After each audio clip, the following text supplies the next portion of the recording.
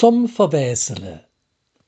Der Harry Döppe war alten Zick lang im Ruhestand, wie er beim Essen mit seinen früheren Kollegen von einem fremden Mann angesprochen wurde. Der war an seine Tisch gekommen und det der Harry wie ne jode alle Freund begrüße.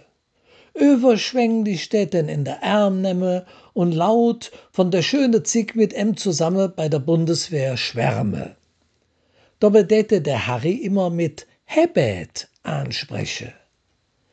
Der Harry, der ja nicht Herbert heiß und auch nicht bei der Bundeswehr war, hätt schwer Mühe, der Mann davon zu überzeugen, dass he en Verwässelung fürlege tät.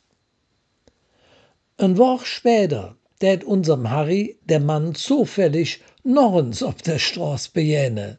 Wieder täte dem Harry mit einem großen Hallo um den Hals fallen. Und wieder säte Herbert für ihn und tät von der schönen Zick bei der Bundeswehr schwade.